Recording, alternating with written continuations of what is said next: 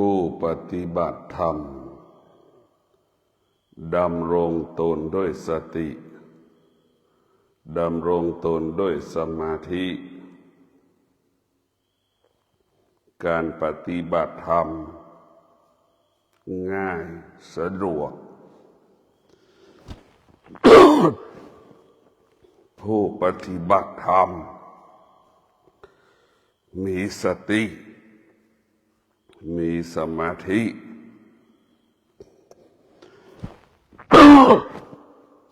กำหนดรู้ตลอดเวลาการปฏิบัติธรรมการเข้าถึงธรรมก็ง่ายผู้ปฏิบัติธรรมเมื่อมีสติเราก็รู้สิ่งที่เรารู้เราก็หยุดเราจะไม่สงสัยสิ่งที่เรารู้เรารู้เราก็ไม่เข้าไปยึดติดสิ่งที่เรารู้การปฏิบัติธรรมการประพฤติธรรมก็ง่ายก็สะดวกผู้ปฏิบัติธรรมมีสติมีสมาธิเป็นการสะสมสั่งสมสติกับสมาธิให้มันมั่นคงให้มันเข้มแข็งเมื่อเรารับรู้สิ่งใดเราจะแก้ไขปัญหาสิ่งนั้นได้ง่ายหลักการของผู้ปฏิบัติธรรมให้อยู่กับปัจจุบันให้รู้เรื่องปัจจุบันให้พูดสิ่งที่เป็นปัจจุบันให้ปฏิบัติตนอยู่กับปัจจุบัน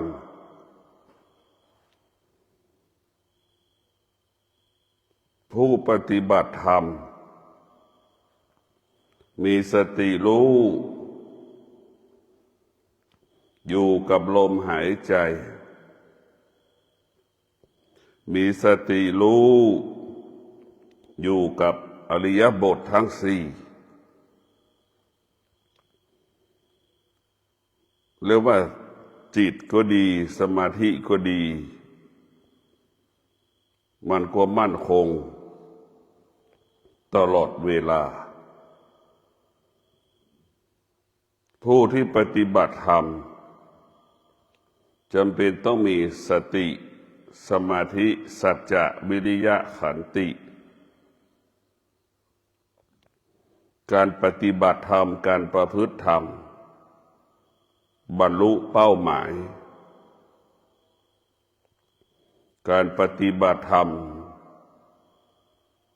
ถึงจุดหมายเพราะเรามีหลัก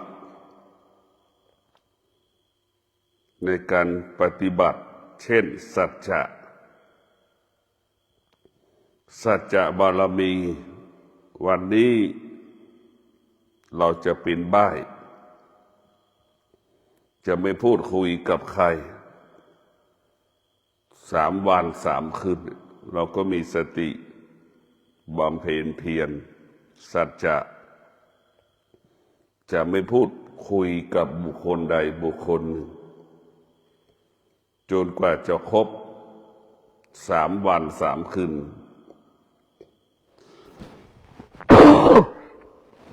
จึงจะพูดจึงจะคุยกับบุคคลอื่นๆให้เราเข้าใจเมื่อเรามีหลักปฏิบัติเราก็ปฏิบัติทีละอย่างทีละอย่างเมื่อเราบำเพ็ญสัจจะเช่นวันนี้สมมุติว่าเป็นวันพระวันนี้เราก็มีสัจจะว่าเราจะไม่ดื่มเราจะไม่รับประทานอาหารเราจะกินแต่น้ำเรามีสัจจะนี่ก็คือเป็นการที่เราจะสร้างบารมี เ เป็นการสะการละการวางเป็นการเสียสละที่ยิ่งใหญ่จะต้องเป็นอย่างนี้อยู่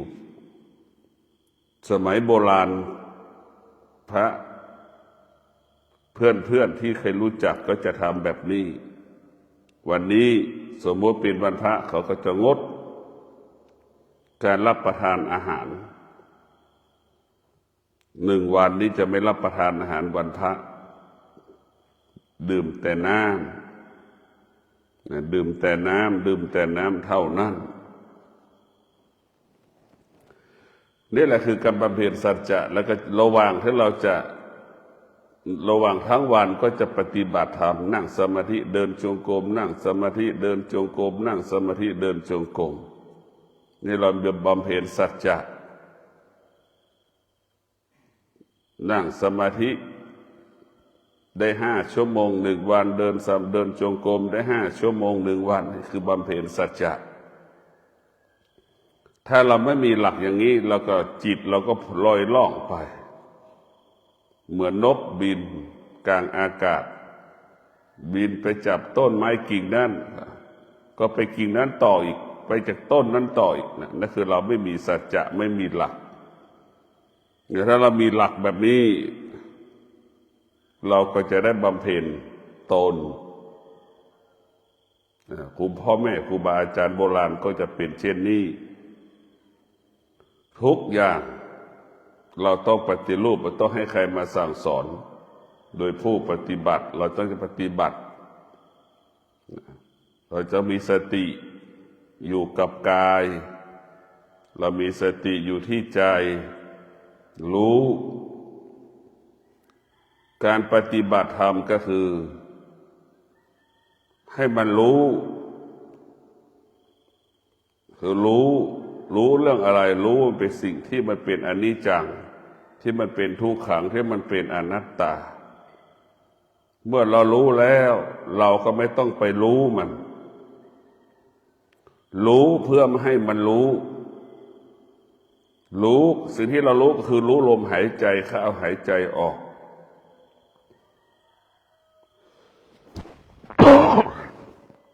เรื่องอื่นๆเราไม่รู้เราปฏิเสธทั้งสิ้นเราจะปฏิเสธสิ่งอื่นๆเรื่องอื่นๆรู้เพื่อไม่ให้มันรู้และดับรู้แล้วละรู้แล้วก็วางเราจะไม่ต่อสิ่งที่เรารู้เราจะไม่เสริมสิ่งที่เรารู้เราจะไม่สงสัยสิ่งที่เรารู้เพราะเรารู้แล้วสิ่งที่เรารู้มันเป็นอนิจจังทุกขังอนัตตาเมื่อเรารู้อาการอย่างนี้เราก็รู้เฉยๆเราไม่ต้องเข้าไปมีเหตุผลกับมันเราไม่ต้องมีเหตุผลกับสิ่งที่เรารู้เราก็ไม่ควรสงสัยกับสิ่งที่เรารู้เพราะเรารู้แล้วว่าเป็นอนิจจังทุกขังอนัตตาเรามีสติรู้อยู่เหนือสิ่งที่เรารู้มีสติรู้ให้เราละสิ่งที่เรารู้การปฏิบัติธรรมก็ง่ายก็สะดวกเราไม่ต้องไปยึดถือยึดมั่นสิ่งต่างๆเพราะฉะนั้นพวกเราทั้งหลายการมีสติรู้สึกตัวอยู่ตลอดเวลาเนี่ยมันเป็นสมบัติของผู้ปฏิบัติมันเป็นหลักของผู้ที่ปฏิบัติธรรมให้รู้สึกตัวอยู่ตลอดเวลาเรานั่งสมาธิก็ให้เรารู้สึกตัวว่าเรานั่งสมาธิขณะที่นั่งสมาธิก็ให้เรารู้ว่าเรากำหนดลมหายใจเข้ามีสติรู้ว่าเรากำหนดลมหายใจออกให้เรารู้จะหายใจเข้ากี่ร้อยครั้งเราก็รู้กำหนดได้แม่นยำชัดเจนจะหายใจออกกี่ร้อยครั้งเราก็รู้แหล่งอย่างชัดเจนเรากำหนดได้การภาวนาเราจึงประสบคำว่าสำเร็จ วันนี้ก็สำเร็จพรุ่งนี้ก็สำเร็จนั่นแหละเป็นการภาวนาเราเริ่มสมบูรณ์บริบูรณ์แล้วก็โอกาสที่เราจะได้เข้าถึงธรรมก็ง่ายหลักของการภาวนาของเราก็คือออกจากธรรมชาตินี่เราเดินออกจากธรรมชาติเราจะไม่อยู่กับธรรมชาติเพราะธรรมชาติเป็นเหตุให้เกิดความทุกข์ทั้งสิ้นธรรมชาติเป็นเหตุให้เกิดความทุกข์ทั้งสิ้นเช่นบุคคลที่มีลูกก็เป็นทุกข์มีทรัพย์สมบัติก็เป็นทุกข์ความโลภความโกรธความหลงก็เป็นทุกข์ตาเห็นก็เป็นทุกข์หูได้ยินก็เป็นทุกข์จมูกได้สัมผัสกับกลิ่นก็เป็นทุกข์ธรรมชาติทั้งปวงธรรมชาติทั้งสิ้นเป็นเหตุให้เราเกิดความทุกข์ให้เราเวียนว่ายตายเกิดให้เราอยู่ใต้อำนาจของธรรมชาติชีวิตเราจึงเกิดคำว่าทุกข์ดังคนจำนวนมากของโลกตกอยู่ใต้อำนาจของธรรมชาติการปฏิบัติธรรมการประพฤติธรรมของเราก็ออกจากวงจรธรรมชาติออกวงจรธรรมชาติเราจะละความโลภความโกรธความหลงเราจะดับเราจะระงับเราจะยุติอารมณ์ความรู้สึกที่มันเป็นอกุศลทั้งสิ้นไม่ให้มันเกิดขึ้นที่ใจของเรามันเกิดขึ้นที่กายของเราเราก็ระงับเขายุติมันการปฏิบัติธรรมของเราก็คือเราออกจากธรรมชาติเราให้เราอยู่เหนือธรรมชาติให้เรารู้ว่าธรรมชาติทำให้เราเวียนว่ายตายเกิดให้เรารู้ว่าธรรมชาติเป็นเหตุให้เกิดความว่าทุกข์เป็นเหตุให้เกิดคำว่าความสุขเป็นเหตุให้เกิดคำว่าพอใจไม่พอใจสิ่งเหล่านี้จึงทำให้กายและใจเราไม่สงบเพราะฉะนั้นเราจะต้องออกจากธรรมชาติให้ได้การปฏิบัติธรรมก็เหมือนเราเดินออกจากธรรมชาติเดินออกจากธรรมชาติเมื่อเราเดินออกจากธรรมชาติแล้วเราจะเข้าไปสู่พื้นที่ที่อยู่เหนือธรรมชาติแต่ธรรมชาติมันเปลี่ยนแปลงแต่พื้นที่ที่พระพุทธเจ้าอยู่ที่พระอรหันต์อยู่มันไม่เปลี่ยนแปลงเราจะไปสู่ตรงนั้นเราไปอยู่พื้นที่นั้นที่เขาเรียกว่าโลกุตระเป็นพื้นที่ที่อยู่เราไม่เปลี่ยนแปลงคงเป็นอมตะตลอดกาลเวลาพื้นที่ที่เราอยู่ธรรมชาติเรียกว่าโลกียะมันเหมือนโรงละครเราก็ไปหลงไหลมันพื้นที่โลกียะมันเป็นโรงละครใหญ่ให้เราลุ่มหลงให้เราหลงไหล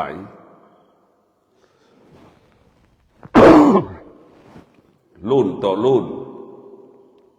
แก่ก็หลงไหลเด็กก็หลงไหลหนุ่มสาวก็หลงไหลไม่มีวันจบสิ้นนั่นมันเป็นพื้นที่ของมันเช่นนั้นถ้าเรามีสติ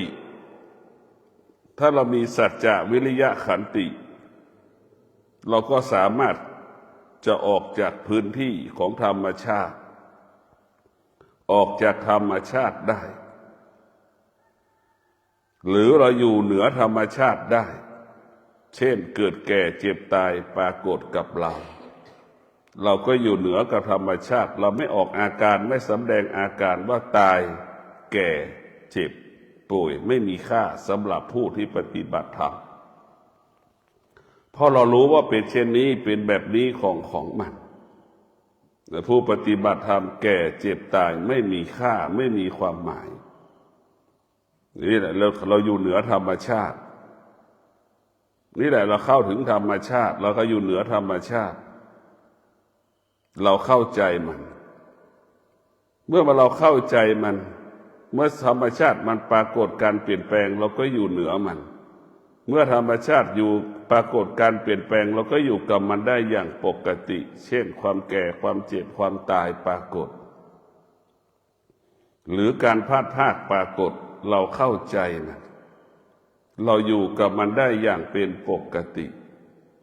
เนี่ยเราอยู่กับมันได้อย่างเป็นปกติเมื่อธรรมชาติมาปรากฏการเปลี่ยนแปลงจิตที่เราฝึกฝนก็ไม่หวั่นไหวจิตที่เราฝึกฝนก็มั่นคงหรือว่ามั่นคงเมื่อเรามั่นคงแล้วก็ไม่ต้องกลัวส่วนมากเมื่อธรรมชาติเปลี่ยนแปลงทุกคนก็หวั่นไหวกลัวดังคนที่กลัวแก่กลัวเจ็บกลัวตายนี่กลัวความทุกข์กลัวความสุขจากเราไปอย่างนี้กลัวความทุกข์มาเกิดขึ้นกับเรานี่คือเป็นสิ่งที่คนที่ขาดสติจะเป็นเช่นนี้ชีวิตของเราโดยเฉพาะชีวิตผู้ที่ปฏิบัติธรรมจะต้องอยู่เหนือธรรมชาติหรือเข้าใจธรรมชาติเข้าถึงธรรมชาติการปฏิบัติธรรมก็ง่ายก็สะดวกหากผู้ปฏิบัติธรรมไม่เข้าใจเรื่องธรรมชาติไม่รู้เรื่องธรรมชาติเข้าไม่ถึงธรรมชาติไม่อยู่เหนือธรรมชาติการปฏิบัติธรรมการประพฤติธรรมเกิดผลได้ยากเพราะธรรมชาตินั้นมันอยู่ในร่างกายของเราหมดขี้เกียจก็เป็นธรรมชาติข้อแก้ตัวก็เป็นธรรมชาติมันเป็นธรรมชาติทั้งสิ้นมันเป็นวัฒนธรรมของมันแต่ผู้ปฏิบัติธรรมไม่มีธรรมชาติของผู้ปฏิบัติธรรมก็คืออดทนอะไรจะเกิดไม่สนใจคือการนั่งสมาธิแค่นั้นแหละสนใจเรื่องกำหนดลมหายใจเข้าออกเท่านั้นคือหลักของการผู้ปฏิบัติธรรมเรื่องอื่นๆจะไม่รับรู้จะรับรู้แค่นี้จะไม่หนีสิ่งที่เราได้สัจจะไว้เนี่ยเราจะอดทนเราจะมีวิริยะภาคเพียรเช่นเรานั่งสมาธิเราจะไม่ขยับมือขวาไม่ขยับมือซ้ายจนกว่าจะครบ30 นาทีอันนี้แหละคือเราชนะละไม่ขยับมือขวามือซ้ายเราจะไม่ขยับเท้าขวาเท้าซ้ายเราจะไม่พลิกเท้าขวาเท้าซ้ายระหว่างที่เรานั่งสมาธิที่เรามีสติรู้อดทนเรามีสติรู้เสียงยุงมันดังในหูเราก็อดทนจนถึงที่สุดเราก็ชนะจิตตนเองแล้วการภาวนาก็เพื่อชนะจิตตนเองเพื่อไม่ได้ชนะสิ่งอื่นการภาวนาให้เรารู้จิตของตนเองการภาวนาก็เหมือนเราอบรมจิตของเราเองจิตเราก็เหมือนสุนัขกายของเราก็เหมือนคนสอนสุนัขเราจะไปคุยกับพูดสุนัขสร้างความคุ้นเคยกับสุนัขสอนให้สุนัขได้รู้จิตสอนจิตติดจิตก็เตือนจิตเพราะฉะนั้นพวกเราต้องการนั่งสมาธิคือการฝึกจิตของเราเป็นการเตือนจิตของเรากายของเราเปรียบเสมือนช่างแกะสลักจิตของเราก็เหมือนก้อนหินเห็นไหมเหมือนก้อนหินถ้าช่างแกะสลักมีความอดทนหินก้อนนั้นก็จะมีคุณค่าเช่นเดียวกับจิตของเราจะปฏิบัติธรรมมีความอดทนเราก็จะมีสติจิตเราก็จะมีคุณค่าดังก้อนหินช่างแกะสลักหินนั้นจะมีคุณค่าเกิดที่ช่างสลักจิตของเราจะมีคุณค่าก็อยู่ที่เรามีสติเรามีสติคือเราทำความสะอาดจิตเราเหมือนกระจกเรามีสติพิจารณาเช็ดกระจกทุกวันฝุ่นมันก็ยังเกาะทุกวันถ้าเราก็นึกดูเช็ดกระจกทุกวันมันก็ยังติดมันยังฝุ่นก็ยังเกาะทุกวันเราก็ต้องพิจารณาสติจิตของเราใช้สติของเราทำความสะอาดจิตไม่ให้สิ่งใดมาเกาะ ไม่ให้สิ่งใดมากระทบเรามีสติที่จะปกป้องจิตเพราะจิตมันก็เหมือนเด็กสติก็เหมือนแม่จิตก็เหมือนลูกนะครับแม่จะคอยปกป้องลูกคอยสั่งสอนลูกจิตมันอ่อนแอจิตมันต้องรับการฝึกฝนจิตเราเหมือนทารก1 ขวบเด็กเกิดมา1 ขวบดูกันนั่นคือจิตของเราสติก็คือแม่ที่คอยอบรมลูกเลี้ยงลูก คอยเลี้ยงลูกดูแลลูกเพื่อให้ลูกแข็งแรงเติบใหญ่สมบูรณ์นั่นแหละเราจะเห็นได้ว่าสติคือแม่จิตเราคือลูกเราพิจารณาดูบุคคลที่เลี้ยงลูกคงจะรู้ดีเพราะฉะนั้นพวกเราจิตเราต้องฝึกแม่ได้อยู่หัวใจแม่ได้มีธรรมชาติทั้งสิ้นตกอยู่ใต้อำนาจของลูกหมดครับห่วงลูกตกอยู่ใต้ธรรมชาติออกจากธรรมชาติไม่ได้แม่เพราะนั้นผู้ปฏิบัติธรรมในฐานะที่มีลูกเราต้องตัดให้ได้ละให้ได้ละอะไรละความรู้สึกเราไม่ต้องไปเอาจิตไปผูกกับมันไม่ต้องไปมโนไม่ต้องไปปรุงแต่งไม่ต้องมีเวทนาใดๆกับมันรู้ว่าเป็นลูกเฉยๆก็พอไม่มีใครสามารถปลดเปลื้องความทุกข์ออกจากตัวเราได้นอกจากตัวเราเองตนแลเป็นที่พึ่งแห่งตนเราจะหลุดพ้นได้เพราะความวิริยะภาคเพียรเราจะหลุดพ้นได้ก็เพราะความอดทนมันอยู่ที่ตัวเราทั้งหมดพ่อแม่ก็มีที่แค่อบรมสั่งสอนไม่ควรไปยึดติดไม่ควรไปปรุงแต่งพ่อแม่ก็ไม่ควรไปยึดติดไม่ควรไปปรุงแต่งจึงฝากให้เราพิจารณาฝากให้เราพิจารณาดูจิตของเราจิตเรามาอ่อนแอจิตของเราก็เหมือนทารกแรกเกิดจิตเราก็เหมือนเด็กออกมาแล้ว1 ขวบ2 ขวบ3 ขวบ4 ขวบนั่นแหละเราต้องฝึกให้มันเข้มแข็งขึ้นเรื่อยๆถ้าเราฝึกจิตเราสมบูรณ์ก็เหมือนหนุ่มสาวอายุ20 ปีขึ้นไปเห็นไหมอายุ25ขึ้นไป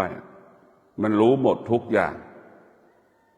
มันรู้ว่าหนาวรู้ว่าร้อนมันรู้ทุกอย่างถ้าเราฝึกจิตเราจะเป็นจิตผู้รู้เหมือนหนุ่มสาวอายุ25 ปีนั่นแหละจิตเราจะเป็นผู้รู้มันก็จะรู้ทุกเรื่องรู้ทุกอย่างเราการฝึกจิตก็ให้เรารู้อย่างนั้น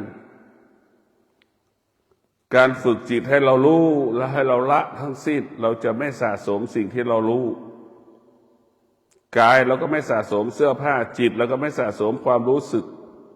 เราจะต้องทำลายความรู้สึกที่มันเกิดขึ้นที่จิตของเรา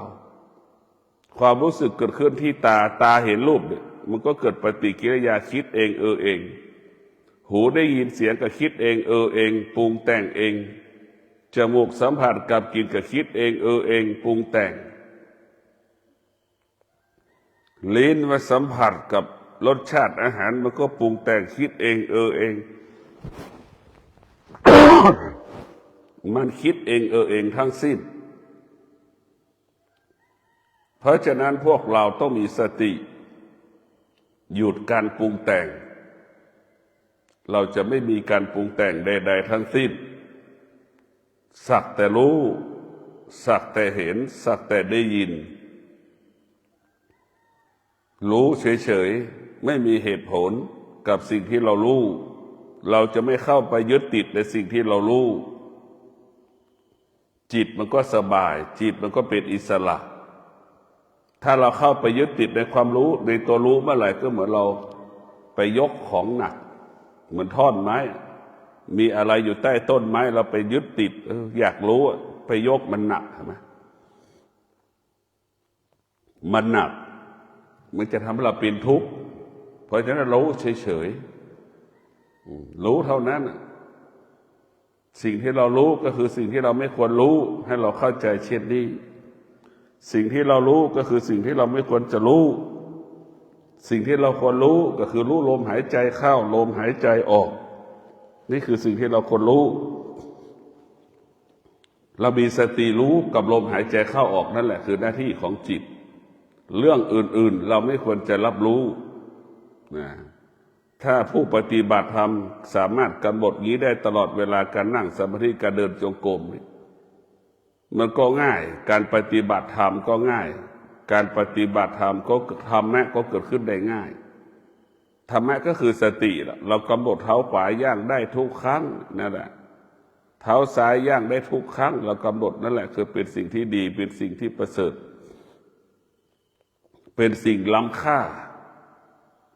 เรามีสติรู้ตัวนี้มันมีพลังมันมีอานุภาพรู้เพื่อแก้ไขรู้เพื่อพัฒนารู้เพื่อละรู้เพื่อไม่ให้รู้ที่เราควรรู้ก็คือรู้ลมหายใจนั่นแหละคือเป็นสิ่งที่สำคัญที่สุดชีวิตของผู้ปฏิบัติธรรมอยู่กับปัจจุบันให้มากที่สุดต้องอยู่กับปัจจุบันเราไม่ควรมีอดีตทั้งสิ้นถ้ามีอดีตเมื่อไหร่ก็สะเทือนหวั่นไหวทันทีเมื่อมีอดีตแล้วก็จะเกิดอาการคำว่าเสียใจไม่สบายใจเพราะผู้ปฏิบัติธรรมนั่นส่วนมากก็จะติดในอดีตของเราเป็นอย่างนั้นเป็นอย่างนี้ติดอยู่กับอดีตจึงทำให้เรานั่นเป็นทุกข์และการปฏิบัติธรรมก็ยากเพราะเราติดกับอดีตก็เหมือนเราเดินทางแล้วก็มีของสัมภาระเหมือนแม่ค้าหาบของเล่ขายมันช้ามันเหนื่อยมันลำบากของก็หนักหาบก็หาบถือก็ถือนึกดูมันจะเดินสะดวกสบายได้แบบไหนล่ะเราไปติดอดีตไปติดอนาคตให้เราอยู่กับปัจจุบันอยู่กับปัจจุบันอยู่กับปัจจุบันเหมือนทารกแรกเกิดไม่ต้องมีเสื้อผ้าหลายตัว2 ตัว3 ตัวก็พอแล้วอยู่กับปัจจุบันมีกินก็พอแล้วพรุ่งนี้จะมีกินไม่มีกินไม่ต้องไปคิดควายมันยังไม่คิดเลยแต่ทำไมคนต้องคิดถึงวันพรุ่งนี้ล่ะเนี่ยพอคิดถึงวันพรุ่งนี้มันเป็นความทุกข์ทันทีควายมันไม่ได้คิดเลยว่าวันพรุ่งนี้จะกินข้าวที่ไหนจะไปกินหญ้าที่ไหนมันไม่ได้คิดเราต้องจะไปคิดบางอย่างสัตว์มันก็ดีกว่าเรานะแต่เราก็ไม่ได้มองสัตว์เป็นครูบางครั้งสัตว์วัวควายช้างม้ามันก็เป็นครูของเราก็เห็นว่าหมามันไม่กินยานอนหลับเลยควายก็ไม่เคยกินยานอนหลับแต่ทำไมคนก็ต้องกินยานอนหลับล่ะต้องคิดเจรณาดูมันแตกต่างกันยังไงควายมันก็ไม่ได้นอนฟูกอย่างเราเลยเห็นไหมปกติมันก็นอนดินนั่นแหละแต่มันก็เกิดนอนดินนอนได้ทุกที่ควายมันไม่มีตัวตนเห็นไหมเช่นเดียวกับคนที่ไม่มีตัวตนมันอยู่ได้ทุกที่เหมือนวัวเหมือนควายนะถ้าคนที่มีตัวตนนี่ก็คือนอนโรงแรมเนี่ยนี่คือตัวตนล่ะเมื่อมีโรงแรมให้นอนก็ไปเข้าห้องไม่สะอาดเนี่ยมีตัวตนมีเหตุมีผลพอจะเปิดแอร์ไม่เย็นอีกมีเหตุมีผลมันนี่แหละคือคนที่มีตัวตนอยู่ยากไอ้ตัวตนนี่คือตัวละตัวทิฏฐิที่เรามีทิฏฐิมากจึงทำให้เราประสบแต่ปัญหาสารพัดปัญหาเราพยายามคิดถึงวัวคิดถึงควายคิดถึงสัตว์เพราะเรามีชีวิตดังมนุษย์เป็นทุกข์ถ้าเรามีชีวิตดังสัตว์ดังวัวดังควายเราจะไม่ทุกข์วัวควายเนี่ยมันก็ไม่มีเสื้อผ้าใส่ของเราได้สะสมเสื้อผ้าเต็มไปหมดสะสมเครื่องอุปโภคบริโภคนานาชนิดเต็มไปหมดเราทุกข์เพราะเราปรุงแต่งเราทุกข์เพราะเรายึดติดยึดมั่นควายวัวควายช้างม้ามันไม่ทุกข์เพราะมันไม่ปรุงแต่งแต่มันก็ไม่ปรุงแต่งมันไม่สะสมทั้งวัวควายมันสะสมมันไม่สะสมเลยเห็นไหมมันไม่สะสมอาหารเลยพวกนี้กินมันอยู่กับปัจจุบันวัวควายอยู่กับปัจจุบันแต่เราได้อยู่กับอดีตอยู่กับอนาคตเราไม่ได้อยู่กับปัจจุบันเราจึงทุกข์ทุกข์เพราะอย่างนี้พูดเพราะมันสะสมต้องมีสิ่งนั้นต้องมีสิ่งนี้ไม่จบไม่สิ้น สิ่งนั้นไปสิ่งนั้นมาอีกไม่จบไม่สิ้นแต่ถ้าเรามีจิตปกติดังงัวดังควายนะเรามีชีวิตดังสภาพงัวควายแล้วเราจะบรรลุธรรมได้ไวถ้าผู้ปฏิบัติธรรมประพฤติธรรมมีชีวิตดังงัวดังควายนะการปฏิบัติธรรมแล้วก็ได้บรรลุธรรมได้ไวที่สุดแต่ถ้าเรามีชีวิตดังมนุษย์และปฏิบัติธรรมโอกาสที่จะบรรลุธรรมเห็นธรรมเนี่ยมันยากเนี่ยนอนไม่ได้นอนพื้นเนี่ยมันก็เกิดอาการล่ะมีเหตุมีผลล่ะพื้นมันแข็งฟูกมันบางเนี่ยมันก็จบเกิดอาการอยู่ภายใต้อารมณ์ของตนเองอยู่ใต้อารมณ์ของคนอื่นการปฏิบัติธรรมก็คืออยู่เหนือจิตตัวเองเหนือความรู้สึกของตัวเองอยู่เหนือความรู้สึกของคนอื่นเนี่ยเหมือนวัวเหมือนควายหนาวมันก็อยู่อย่างนั้นแหละมันก็เข้าใจแต่มันพูดไม่ได้แต่มันก็เข้าใจอยู่วัวควายหนาวก็เกิดขึ้นมันก็เข้าใจอยู่ฝนมันตกมันก็เข้าใจอยู่มันก็รู้ของมันอยู่มันก็เป็นเช่นนั้นของมันดั่งมนุษย์โบราณเห็นไหมมันสัมผัสกับหนาวมันก็สัมผัสกับหนาว2-3 ฤดูนี่มันก็รู้แล้วมันก็หลบไปอยู่ในถ้ำเห็นไหมมนุษย์อยู่ในถ้ำสมัยโบราณก็เพราะมันหลบเขาว่าหนาวเย็นนี่แหละมันหนาวเย็นอยู่ในถ้ำฝนมันตกก็อยู่ในถ้ำเห็นไหมนี่คือธรรมชาติของมนุษย์มันก็จะเป็นเช่นนั้นเรื่องการพัฒนางัวควายช้างม้ามันก็รู้โดยธรรมชาติจิตของบรรพชนเราก็เป็นเช่นนั้นมนุษย์โบราณก็มันเริ่มรู้ธรรมชาติมันสอนแล้วให้เราอยู่เหนือธรรมชาติฝนมันตกแต่มันก็อยู่ในถ้ำนะเป็นธรรมชาติแล้วก็อยู่เหนือธรรมชาติเรื่องเล็กน้อยคือเรื่องง่ายที่สุดฝนมันตกเป็นธรรมชาติแล้วมันก็รู้ว่าธรรมชาติมันก็ไปอยู่ในถ้ำเห็นไหมอยู่เหนือธรรมชาติฝนตกแล้วก็ไม่เปียกก็นอนได้อยู่ได้อย่างเป็นปกตินั่นคือตัวรู้แต่เราไม่รู้นี่สิตัวนี้รู้ไม่ตัวไม่รู้ตัวแม่เนี่ยสำคัญที่สุดยึดติดในลูกแม่ทำตัวเป็นเทพเจ้าปกป้องลูกคุ้มครองลูกตลอดเวลาคิดว่าแม่อายุ10,000 ปีจะปกป้องลูกได้ไม่ได้แม่ต้องละให้มากที่สุดแม่ได้เป็นผู้ที่ยึดติดในลูกมากที่สุดห่วงหาอาวรณ์ลูกมากที่สุดโดยเฉพาะสภาวะจิตแม่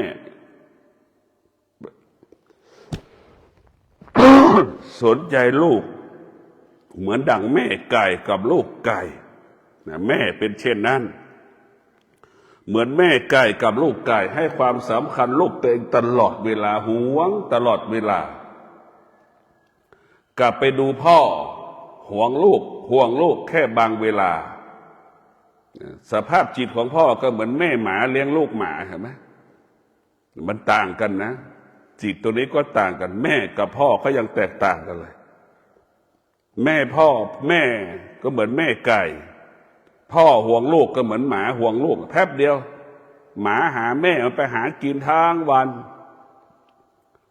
สักพักหนึ่งมันหายไปสัก5-6 ชั่วโมงเนี่ยเดี๋ยวก็มาหาลูก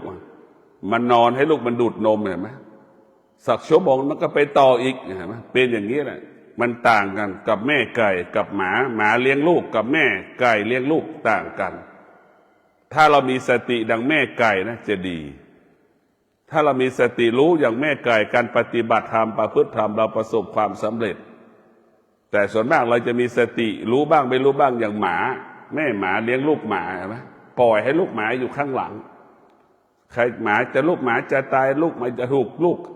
นกมากินสัตว์ใหญ่มากินมันก็ไม่สนใจมันก็ไปของมันเนี่ยแต่คนส่วนมากก็มีสติบ้างไม่มีสติบ้างเหมือนแม่หมารู้บ้างไม่รู้บ้างแต่ส่วนมากก็ถ้าเรามีสติดังแม่ไก่ปฏิบัติธรรมเราก็บรรลุธรรมเห็นธรรมใส่ใจกับลูกไก่ตลอดเวลาเห็นไหมมีสติรู้ที่จะปกป้องลูกมันตลอดเวลาไม่ให้สิ่งใดจะมาก้ำกายลูกมันได้ถ้าเรามีสติรู้แบบนั้นน่ะไม่มีอะไรจะมาทำลายจิตใจเราได้ถ้าเรามีสติรู้อย่างแม่ไก่เลี้ยงลูกการปฏิบัติธรรมของเราก็ประสบความสำเร็จเราสนใจใส่ใจแม่ไก่มันมีหน้าที่คือดูแลลูกใช่ไหมปกป้องลูกหน้าที่ของจิตก็รู้ ลมหายใจเข้ารู้ลมหายใจออกนั่นแหละให้เรารู้แบบนั้นก็ขอให้ท่านทั้งหลายมีสติรู้เมื่อเรารู้เราก็ปกติมีสติรู้ออกจากธรรมชาติมีสติรู้เรื่องธรรมชาติมีสติรู้ให้อยู่เหนือธรรมชาติการปฏิบัติธรรมการประพฤติธรรมง่ายสะดวกการเห็นธรรมก็ง่ายการบรรลุธรรมก็ง่ายเมื่อเราอยู่เหนือธรรมชาติขอเจริญพร